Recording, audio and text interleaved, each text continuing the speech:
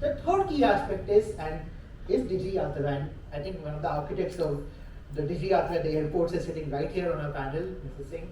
I think DigiYatra today, if you walk, I was reading the LinkedIn post yesterday of the tourism of the aviation minister, and he said 2 seconds down to the entrance, 5 seconds to the check-in, and so on. It's phenomenal.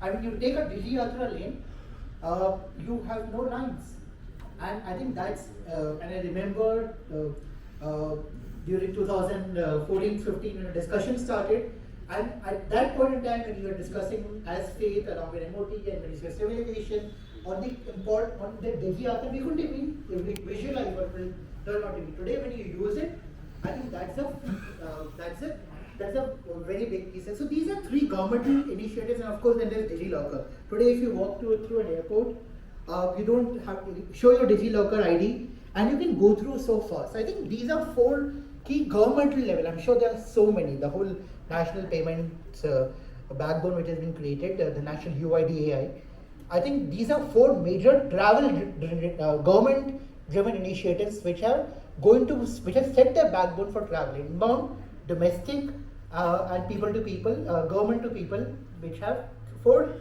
e-technologies. Now, obviously, then we come to the B2B and B2C. We all know there are some the OTAs which are B2C, then the B2B like TBO, etc., who are, I'm sure many of you have heard, who do provide B2B technologies. Then there are those who provide B2TMC to corporate, which is travel management companies who work with corporates.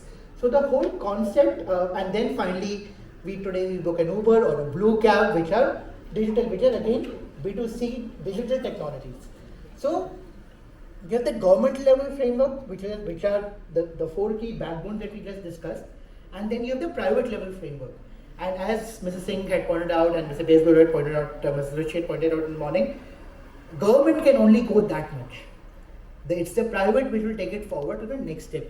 So these are at the government level and the private level.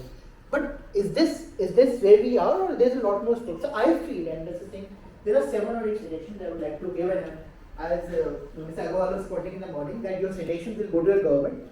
And I think someone was mentioning that he will take forward all these suggestions. So I think the first key thing is, can we enable UPI for payment by international tourists coming into India? And I know there's been talk in Ministry of Tourism. Imagine foreign tourists who can freely use UPI, like the way we use UPI internationally. Imagine them using UPI in India. That will unlock the power of so many vendors in the country who can directly sell to a foreign tourist. The second key aspect, and this